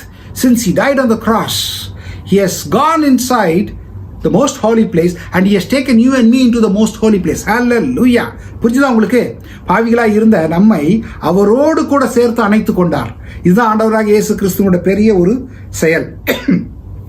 இது ரொம்ப முக்கியமானது. அடுத்தபடியா பார்த்தீங்கன்னா, இப்போ ஆவிக்குரிய அர்த்தத்துக்குள்ள இருக்கிறோம். ஒன்று, பழி வாங்க துரத்திட்டு இருக்கான். யார் அவன்? இப்போ பார்த்தீங்கன்னா 3 இருக்கு. என்ன? ஒன்று, நம்ம பாவம் செஞ்சுட்டு அடைக்கல பட்டணத்துக்குள்ள போயிட்டோம். நம்ம பாவம் செஞ்சிட்டோம். பிகாஸ் வி ஹவ் டன் சின். நம்ம ஒரு கொலை பண்ணிட்டோம். நான் யாரும் கொலை பண்ணலன்னு நான் வசனம் வச்சிருக்கேன். அந்த வசனத்தை வாசிக்கும் போது உங்களுக்கு தெரியும் நம்ம கொலை பண்ணியிருக்கோமா இல்லையா அப்படிங்கிறது. புரிஞ்சுதா? இப்போ ஃபர்ஸ்ட் யாரு? வெளியே நின்று துரத்திக்கிட்டு இருக்கான். நீ அடைக்கல பட்டணத்துக்குள்ள இருந்தா அவனுக்கு சேஃப்டி. பிரதான ஆசாரியராகிய இயேசு கிறிஸ்து இருக்காரு. அவர் தான் மரித்தார். அவர் மரித்து தான் உனக்கு பாவ மன்னிப்பு கொடுத்திருக்காரு. அவர் மரித்து தான் உன்னை நித்தியமாய் உன்னை ஆளும்படியாக செய்திருக்கிறார். புரிஞ்சுதா? நம்ம சொன்ன ஒரு வசனம், அன்னையப்ப காலியா விதனை, அப்படிதான் ஆண்டவராகிய இயேசு கிறிஸ்து மரித்து உன்னையும் என்னையும் பரலோகத்துக்கு அழைத்து சென்றிருக்கிறார். எப்போது நீ அறிக்கை இடும்போது உன் பாவத்தை ஃபுல்லா விட்டு வரும்படியாய் அவருடைய ரத்தத்தால் கழுவப்படும் போது, அவரை உன்னை சொந்த ரட்சகராக ஏற்றுக்கொள்ளும் போது, அந்த அடைக்கல பட்டணத்துக்குள்ள உனக்கு சேஃப்டி, அந்த அடைக்கல பட்டணத்துக்குள்ள உனக்கு ஷெல்டர், அந்த அடைக்கல பட்டணம் உனக்கு ஒரு ரெஃப்யூஜா இருக்கும். ஹல்லேலூயா. இப்போ வாசிப்போம். 1 பேதுரு 5:8 வாசிக்கிறேன் நான். தெரிந்த புத்தியுள்ளவனாய் இருங்கள், விழித்திருங்கள், ஏனெனில் உங்கள் எதிராளியாகிய பிசாசானவன் கர்ச்சிக்கிற சிங்கம் போல் எவனை விழுந்தலாமோ என்ற வகை தேடி தெரியுங்க. நல்லா கவனிச்சுங்க. நீங்க அடக்கலை பட்டணத்துக்குள்ள இருக்கிற வரைக்கும் அவன் வர முடியாது. ஏசு கிறிஸ்துங்கிற ஃபோர்ட்ரஸ், ஏசு கிறிஸ்துங்கிற ரெஃப்யூஜ், அந்த ஸ்ட்ராங் ஹோல்டுக்குள்ள நீங்க இருக்கிற வரைக்கும் அவனால கிட்ட வர முடியாது. அந்த அடைக்கலை பட்டணத்தை விட்டு நீங்க வெளியே வந்தீங்கன்னா எதிராளியான சத்துதானவன் டக்குன்னு பிடிச்சிருவான். வர வேண்டாம் பிரதர், வர வேண்டாம் சகோதரியே. அதை அடைக்கல பட்டணத்துக்குள்ளே சேஃபாக இருக்கிற. Stay in the place where you are safe. Hallelujah. நீ இருக்கிற அந்த அடைக்கல பட்டணத்துக்குள்ளே சேஃப்டியா இருக்கிற. So you stay. எதிராளியான சாத்தான் கர்ச்சிக்கிற சிங்கம் போல வகை தேடி தெரிஞ்சுக்கிட்டு இருக்கான். புரிஞ்சுதா? ஸோ இப்போ யாரு தெரிஞ்சிச்சு? பாவம் வந்துட்டு உள்ளுக்கு போயிருக்கிறது நம்மளை பிடிக்கணும்னு வெளியில காத்துக்கிட்டு இருக்கா. யாரு? எதிராளியான சாத்தான். அடுத்தபடியா பார்த்தீங்கன்னா வெளிப்படுத்தின விசேஷம் 12:10. அப்பொழுது வானத்திலே ஒரு பெரிய சத்தம் உண்டாகி, இப்பொழுது ரட்சிப்பும் வல்லமையும் நமது தேவனுடைய ராஜ்யமும் அவருடைய கிறிஸ்துவின் அதிகாரமும் உண்டாயிருக்கிறது. இரவும் பகலும் நம்முடைய தேவனுக்கு முன்பாக நம்முடைய சகோதரர் மேல் குற்றம் சுமத்தும் பொருட்டு அவர்கள் மேல் குற்றம் சாட்டுகிறவன் தாழ்த்தப்படுற. யார் குற்றம் சாட்டிட்டு இருக்கான்? யாரு? சாத்தானானவன். அது பாவி, இவன் பாவி, இந்த பாவம் பண்ணியிருக்கான். குற்றம் சுமத்துகிறதே அவனுடைய வேலை. அதனால ஜாக்கிரதையா எங்க இருப்போம்? நம்ம அடைக்கல பட்டணத்துக்குள்ள ஜாக்கிரதையாக நம்ம இருக்க வேண்டியது நம்மளுடைய கடமை. புரிஞ்சுதா? அடுத்தபடியா பார்த்தீங்கன்னா, நம்ம ஒரு பாவி, நம்ம கொலை செய்தோம், we are sinners. புரிஞ்சுதா? நமக்கு எப்படி மன்னிப்பு கிடைக்கும்? ஹவு? இதுதான் வசனம் வாசிக்கிறோம். அப்போஸ்தலர் 3:14-17 15வது வசனத்தை நான் வாசிக்கிறேன் உங்களுக்கு. அப்போஸ்தலர் 3:15, ஜீவாதிபதியை கொலை செய்தீர்கள், அவரை தேவன் மரித்தோரிலிருந்து உயிர்த்தெழுப்பினார். அதற்கு நாங்கள், பேதுரு அழகா ஒரு செய்தி கொடுக்காரு. முன்னாடி மீனவனா இருந்தவர், பயந்தவர், டினை பண்ணவர், இப்ப அழகா ஒரு சாட்சி சொல்றாரு. ஜீவாதிபதியை கொலை செய்தீர்கள். ஹல்லேலூயா. அவரை தேவன் மரித்தோரிலிருந்து உயிர்த்தெழுப்பினார். அதுக்கு நாங்கள் சாட்சிகளா இருக்கிறோம். புரியுதா? கொலை செய்த ஆண்டவராக இயேசு கிறிஸ்து கிட்ட வந்தவர், அவர் உயிர்த்தெழுந்து உங்களை என்னையும் உயிர்த்தெழ செய்கிறார், உங்களை என்னையும் உயிர்ப்பிக்க செய்கிறவராக இருக்கிறார். அல்லேலூயா. நீ பாவிங்கிறத உணரும்பொழுது நிச்சயமாக ஆண்டவராக இயேசு கிறிஸ்து உன்னை ரட்சிக்க வல்லவராக இருக்கிறார். இப்போ நம்ம சொல்லிட்டு இருப்போம், நிறைய பேர் இவ்வளவு நேரம் இந்த மெசேஜ் கேட்டதோம், நான் பாவி இல்லையே பிரதர், எனக்குள்ள பாவமே இல்லையே பிரதர், நீங்க வேற யாருக்கோ சொல்லிக்கிட்டு இருக்கீங்க. வசனம் வருது உங்களுக்கு. 1 யோவான் 3:15, தன் சகோதரனை பகைக்கிற எவனும் மனுஷ கொலைபாதகனாய் இருக்கிறான், மனுஷ கொலைபாதகன் எவனோ அவனுக்கு நித்திய ஜீவன் நிலைத்திராது என்று அறிவீர்கள். நான் சொல்லல, யோவான் எழுதுறார் நிருபத்தில், 1வது யோவான் ஃபர்ஸ்ட் நிருபத்தில் என்ன எழுதுறாரு? தன் சகோதரனை பகைக்கிற எவனும் மனுஷ கொலைபாதகனாய் இருக்கிறான், மனுஷ கொலைபாதகன் எவனோ அவனுக்குள் நித்திய ஜீவன் நிலைத்து இராது. எப்படி? ஒரு உதாரணத்துக்கு சபைக்கு போகிறோம், கை கொடுக்குறோம் அழகா, price the Lord brother, price the Lord. ஆனால் உள்ளுக்குள்ள பூரா வஞ்சகம். இவன் அதாவது இவன் எப்போ அழிவான், இவனை பார்த்தாலே எனக்கு பிடிக்கலையே. அப்போ என்ன பண்ணுற நீ? கொலைபாதகனா மாறுகிற. புரியுதா? அதாவது மனுஷ கொலைபாதகனா மாறுறோம். புரிஞ்சுதா? அதாவது உனக்குள்ள வெறுப்பு வரும்போது உனக்குள்ள அந்த கொலைபாதகனா நீ எப்படி மாறுறனா? when you hate your brother. நம்ம சொல்லலாம், பிரதர் நான் பாவம் பண்ணல, நீ ஒவ்வொரு முறையும் உன்னுடைய சகோதரன் கண்ட சகோதரன் அன்பு கூறாதுன்னு எப்படி தேவனின் அன்பு கூற முடியும்? அப்போ நீ கொலைபாதகனா மாறுகிற. அப்போ இன்னைக்கு சொல்லு, ஆண்டவரே நான் ஒரு கொலைபாதகன், இனிமேல் நான் அந்த மாதிரி மாறக்கூடாது. ஆண்டவராக இயேசு கிறிஸ்துவே நீர் என்னை வழி நடத்தும், நீர் என்னை கொண்டு போகும், நீர் எனக்காக வாரும் அப்படின்னு. புரிஞ்சுதா உங்களுக்கு? இப்போ சொல்லி முடிச்சிட்டேன் நான். 3 இருக்கு. 1, கொலை செஞ்சு நம்ம உள்ள போயிருக்கோம், நமக்கான பிரதான ஆசாரியர் இருக்காரு, அடைக்கல பட்டணம் ரெடியா இருக்கு, அதுக்குள்ள போயாச்சு, ரட்சிக்கப்பட்ட விசுவாசியா மாறிட்ட, ஆண்டவராக இயேசு கிறிஸ்து சொந்த ரட்சகராயிட்டு இருக்கிறேன். வெளியில யார் நின்றுகிட்டு இருக்கான்? சாத்தானாலும் வகை தேடி தெரிஞ்சுக்கிட்டு இருக்கான். அடைக்கல பட்டணம் வெளியே வரட்டும், வந்ததை இவனை பிடிச்சிருவோம் அப்படின்ட்டு நீ ஒரு காலடி எடுத்து வச்சேன்னு வச்சுக்கோ, கட்சிக்கிற சிங்கப்பூர் நல்ல பக்தன் பிடிச்சிருவான். வராதிங்க, அடைக்கல பட்டணத்துக்குள்ளேயே நீங்க சேஃபா இருங்க. அதான் முக்கியமான ஆவிக்குரிய அர்த்தம். அடைக்கல பட்டணத்தை ஏன் பண்ணாங்க? நீங்க அதை பார்த்தீங்கன்னா எல்லா அடைக்கல பட்டணமே 2 கிலோமீட்டர்ஸ் டிஃபரன்ஸ்ல இருக்கும். ஏன்னா அந்த எசக்க அவன் கொலை பண்ணிட்டான், அவன் எங்க போக முடியும்? அடைக்கல பட்டணத்துக்கு ஓடணும். 2 கிலோமீட்டர் ரேஞ்சில் அவன் ஓடி போய் அங்க தஞ்சம் அடையணும். அது ஓடி போறதுக்குள்ள அந்த இவன் பிடிச்சிட்டானாலும் பிரச்சனை. ஆனா உள்ளுக்கு போயிட்டா அவன் வர முடியாது. யாரு? who is going to take revenge, he cannot come. The person who wants to take a revenge, he cannot come inside the city of refuge. அதனால இயேசு கிறிஸ்துவுக்கிட்ட ஒரு வந்துட்டீங்க, அந்த அடைக்கல பட்டணத்துக்குள்ள வந்துட்டீங்க, அவனால ஒன்றும் பண்ண முடியாது. ஆனா நீ அவரை விட்டு வெளியே போகும்போது அவன் காத்துக்கிட்டு இருக்கான். ஆனா காட்டும்போது ரொம்ப ஜாலியா காட்டுவான், அருமையா காட்டுவான், ரொம்ப அழகா இருக்கும். ஆனா கடைசியில கொண்டு போறதுங்க பாழும் கிணறுல கொண்டு போய் தள்ளி விட்டுருவான். உன்னை நித்திய ஆக்கினைக்குள்ள கொண்டு போயிடுவான். இயேசு கிறிஸ்து உனக்கு நித்திய ஜீவனை தர வேண்டும் என்று விரும்புகிறார், ஆனால் நீ நித்திய ஆக்கினைக்குள்ளாக போக வேண்டும் என்று விரும்புகிறாய். வேண்டாம், விட்டுவிடு, எல்லா விதத்தையும் விட்டு நம்முடைய எல்லா விதமான இது ரேஸனோட ஆத்தர் அந்த ஃபினிஷர் ஆண்டவராக இயேசு கிறிஸ்து பார்த்து நம்ம ஓடுவோம். ஓகே, அது பார்த்து ஓடும். சரி, இப்போ கடைசியாக நான் முடிவுரைக்கு வந்து விட்டேன். இவ்வளோ நேரம் நம்ம கேட்டுக்கிட்டு இருந்தோம், நம்ம கொஸ்டின்ஸ் ஏகப்பட்ட கொஸ்டின்ஸ் கேட்டோம். ஏன் அடக்கலைப்பட்டதை தேவன் நியமித்தார்? ஏன் நியமிச்சாரு? கொலையாளி ஆகிய ஒருத்தன் எசக பண்ணிட்டான், நம்ம எல்லாமே பண்ணிட்டோம், பாவம். எங்க போயிட்டு அவன் தஞ்சம் அடைவான்? அதுக்காக தான் அடைக்கல பட்டணத்தை ஏற்படுத்தினார். புரிஞ்சுதா? எவ்வளவு காலம் இருக்கலாம் பார்த்தோம். பிரதான ஆசாரியர் உயிரோடு இருக்கும் மட்டும் அவன் உள்ளே இருக்க வேண்டும். அதுக்கப்புறம் அந்த நியாய சபை வரும், டெசிஷன்ஸ் கொடுப்பாங்க. அது வரைக்கும் அவன் அங்கே தங்கி இருக்க வேண்டும். எப்போ அவன் வெளியில வர முடியும்? பிரதான ஆசாரியர் மரிக்கும் பட்சத்தில். புரிஞ்சுதா? அடுத்தபடியா எத்தனை அடைக்கல பட்டணங்கள் இருக்கு அப்படின்னு பார்த்தோம். எத்தனை அடைக்கல பட்டணங்கள்? இப்போ நீங்க டக்குன்னு சொல்லலாம், யாராவது கேட்ட அடைக்கல பட்டணம் வேதாகமத்தில் எத்தனை போட்டிருக்குப்பா? 6 அடைக்கல பட்டணங்கள் இருக்கு. புதிய ஏற்பாடுல இருக்கு நமக்கு ஒரே அடைக்கல பட்டணம் தான். எது? ஆண்டவராக இயேசு கிறிஸ்து. அல்லேலூயா. பழைய ஏற்பாடுல யோர்தானுக்கு இந்த பக்கம் 3, யோர்தானுக்கு அந்த பக்கம் 3 இருந்தது. ஆனா புதிய ஏற்பாட்டுல ஒரே ஒரு அடைக்கல பட்டணம் ஆண்டவராக இயேசு கிறிஸ்து. பழைய ஏற்பாட்டின் அடைக்கல பட்டணங்கள் 6 எது? பெசேர் அப்படி என்றால் அரண். அடுத்தபடியா சீகேம் அப்படி என்றால் தோல். அடுத்தபடியா கேதேஸ் அப்படின்னா பரிசுத்தம். அடுத்தபடியா ராமோத்னா உயரம் ஆர் உயர்த்தப்படுதல். எபிரோன் அப்படின்னா ஐக்கியம். அடுத்தபடியா கோலான் அப்படின்னா மகிழ்ச்சி. இந்த 6 பட்டணங்களை பார்த்தோம். புரிஞ்சுதா? நாம் நோக்கி ஓடும் அடைக்கல பட்டணம் எது? Where is our city of refuge? Who is our city of refuge? ஆண்டவராகிய இயேசு கிறிஸ்து நம்மளுடைய அடைக்கல பட்டணம். அல்லேலூயா.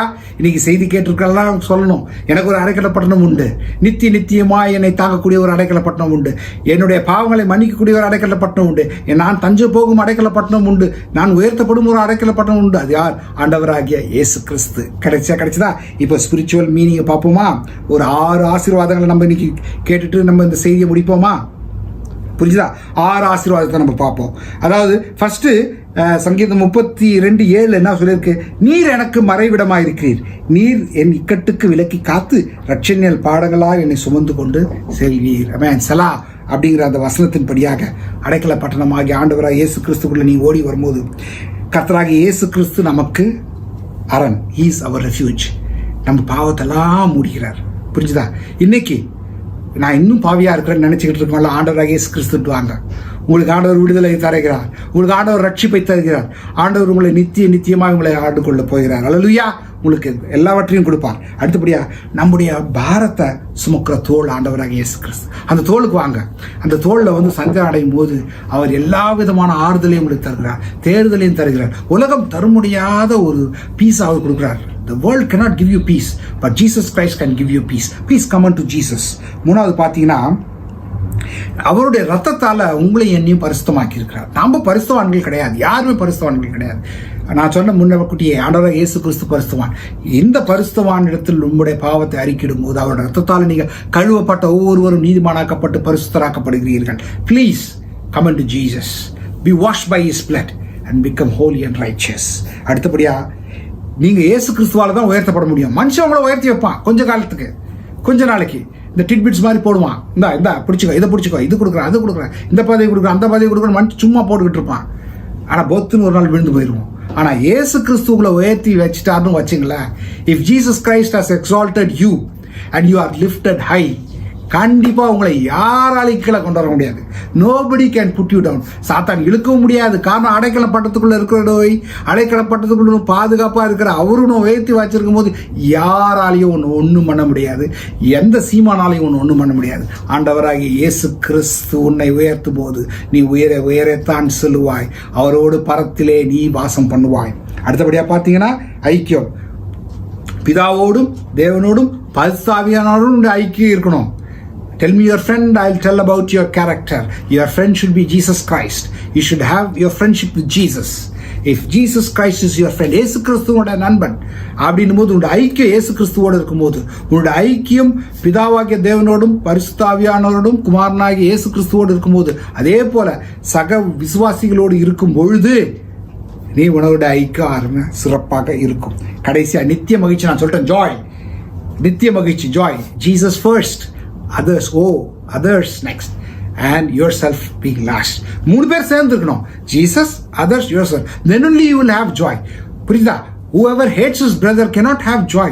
அன்னைக்கு நான் ஒரு இது பார்த்துக்கிட்டு இருக்கும்போது சொன்னாரு, when you become angry, what you are supposed to do? Pray unto God. ஒன்றும் பண்ண முடியாது. In anger, what you can do? You can go to try and make that guy perish. Somehow or other he is going to perish. Why you wanted to go and take it into here? அதுதான் அழகா சொல்லுவாரு. தாவீது சொல்லுவாரு, பவுலும் சொல்லுவாரு, உனக்கு கோபம் கொண்டாலும் பாவம் செய்யாதிருப்பாயா. In your anger do not sin. அதாவது இந்த கோபம் வந்துச்சு இன்னையோட போயிடணும். காலையில் எழுந்துக்கும் போது நீ ஃப்ரெஷ்ஷாக எழுந்துக்கணும். புரிஞ்சுதா? இன் ஆங்கர் உன்னுடைய பீஸை நீ கெடுத்துக்கிற. அவன் பீஸ் இல்லை. In your anger your peace is lost. So if you want to have the joy, if you want to have the peace, forget it. Come unto the feet of Jesus. God will take care of whoever is tormenting you, whoever is torturing you, whoever is against you. Forget it. Have peace and joy. Why you lose your joy and peace just because of the other person? Come unto Jesus. Jesus will take care of it. He's not a partial God. He's an impartial God. புரிஞ்சுதா உங்களுக்கு? He will take care of it. Revenge is mine என்றாரு. பழிவாங்குதல் என்னுடையது. விட்டுடுங்க அவரோட பாதத்தில். அப்போ உங்களுக்கு எல்லா விதமான ஆசீர்வாதங்களையும் அவர் நிச்சயமாக தர வல்லவராக இருக்கார். இந்த செய்தியை கேட்டுக்கொண்டிருக்கிற ஒவ்வொருவரும் நீங்கள் இந்த செய்தியை கேட்டிருப்பீங்கன்னு தெரியுது. கண்டிப்பாக இதனோட நோட்ஸை கிளிக் பண்ணுங்கள். நோட்ஸ் டீட்டெயில்டாக இருக்குது. அதே போல் பவர் பாயிண்ட் ப்ரெசன்டேஷனும் இருக்குது. அதையும் பாருங்கள், மெடிடேட் பண்ணுங்கள். அநேகருக்கு நீங்கள் இந்த செய்தியை சொல்லும்படியாய் நான் உங்களை கேட்டுக்கொள்கிறேன். கடைசியாக உங்களுக்கு நான் சொல்கிறது ஒரு ரேப் அப் மாதிரி. I want to finalise. Adaikalapattanam எதுக்கு ஏற்படுத்தப்பட்டது? அடைக்கலப்பட்டணம் ஏற்படுத்தப்பட்டது நீங்களும் நானும் போய் தஞ்சமடைமணியாய் ஆண்டவராக இயேசு கிறிஸ்துவனிடத்தில் இருக்கக்கூடிய. பழைய ஏற்பாட்டில் எத்தனை அடைக்கலப்பட்டணங்கள்? 6 அடைக்கலப்பட்டணங்கள். புரிஞ்சுதா? புதிய ஏற்பாட்டில் ஒரே அடைக்கலப்பட்டணமாகிய ஆண்டவராகிய இயேசு கிறிஸ்து. நீங்கள் போக வேண்டிய அடைக்கலப்பட்டணம் இயேசு கிறிஸ்து. அந்த அடைக்கலப்பட்டணத்தை விட்டு வெளியே போனீங்கன்னா சாத்தான் உங்களை கர்ச்சிக்கிற சிங்கம் போல கிழித்து போட்டுருவான். அடைக்கலப்பட்டணத்தை பற்றி தெரியாது இருந்தவங்க இன்னைக்கு ஒரு ஆண்டவர் கொடுத்துருக்கிற இந்த ரெவலேஷனை வச்சுட்டு you meditate upon it. And அடைக்கலப்பட்டணத்துக்கு வெளியே அநேகர் இருக்காங்க. அவங்கள நீங்கள் அடைக்கலப்பட்டணத்துக்குள்ள கொண்டு வரணும். நீ உள்ளுக்கு வந்துட்ட, அடுத்தபடியாக நீ செய்ய வேண்டியது என்னது? பவுல் சொல்றது போது, சமயம் வாய்த்தாலும் வாய்க்காவிட்டாலும் சுவிசேஷத்தை அறிவிக்கிறவர்களாய் அநேகரை அடைக்கலப்பட்டணத்துக்குள்ள கொண்டு வருவாய். சாத்தான் பீறி கொண்டு போகாதபடிக்கு அவர்களை நித்தியமாய் நித்திய ஜீவனுக்குள்ளாய் கொண்டு வந்து அந்த பரம கானானில் சேரும்படியாய். புரிஞ்சுதா? ஒவ்வொருவரையும் நீங்கள் கொண்டு வந்து சேர்க்கணும். அதுதான் உங்களுடைய என்னுடைய கடமை. விட்டுறக்கூடாது. நான் வந்துட்டேன் போதும் அப்படின்னு அடுத்தபடியா என்னோட குடும்பம் வரணும். என்னோட உற்றார் வரணும், இனஜன பந்துக்கள் வரணும். The whole world has to come. அதுதான் முக்கியம். புரிஞ்சுதா? நீங்க வந்தா மட்டும் பட்டாது, மற்ற எல்லாரையும் அந்த அடைக்கல படத்துக்குள்ள கொண்டு வரணும். கர்த்தர் தாமே உங்கள் ஒவ்வொருவரையும் ஆசீர்வதிப்பாராக. ஒரு ஜெபத்தோடு கூட நான் முடிக்கிறேன். கிருபை நிறைந்த ஆண்டவரே, இதோ இந்த செய்தியை கேட்டுக்கொண்டிருக்கிற ஒவ்வொருவரும்ப்பா அடைக்கல பட்டணமாகி ஆண்டவரே இயேசு கிறிஸ்து வரட்டும் ஆண்டவரே. இருக்கிறவங்க இன்னும் அவர் சிறப்பட்டும் ஆண்டவரே. அதே போல வந்துட்டவங்க வெளியே வராதபடிக்கு, பிசாசா அவங்களை கர்ச்சித்து அழித்து போடாதபடிக்கு அவங்க பத்திரமா உள்ள இருக்கணும். இன்னும் அநேகர் அடைக்கல் பட்டணத்துக்குள்ள கொண்டு வரணும். நாங்கள் எல்லாம் பாவி ஆண்டவரே. For all are sinned and fallen short of glory. ஆனால் நீர் உம்முடைய குமாரனை கொண்டு எங்களை ரட்சித்தீரப்பா. You sent forth your only begotten son so that we shall not perish and have eternal life, Lord. அது போலப்பா அநேகர் அந்த eternal life அடையும்படியாய், அந்த நித்திய ஜீவனுக்குள்ளாய் வரும்படியாய் இதை கேட்டுக்கொண்டிருக்க ஒவ்வொருவரும் எனக்கு ஒரு முடிவு எடுக்கட்டும். நான் அடைக்கல பட்டணத்துக்குள்ள வந்துட்டேன், அவர் வராதவங்க அடைக்கல பட்டணத்துக்குள்ள வரட்டும். வந்தவங்க அநேகர் அடைக்கப்பட்டதுக்குள்ள கொண்டு வரணும். அதே போல வந்தவங்க எல்லாம் அதுக்குள்ளே இருந்து அவருடைய நித்திய ஆளுகைக்குள்ள வரணும். கேட்டுக்கொண்டிருக்க ஒவ்வொருவருக்காய் நான் ஜெபிக்கிறேன். ஆசீர்வதியும் வழி நடத்தும். அன்பு இயேசுவின் நாமத்தில் ஜெபிக்கிறேன் பிதாவை. ஆமென். Praise the Lord.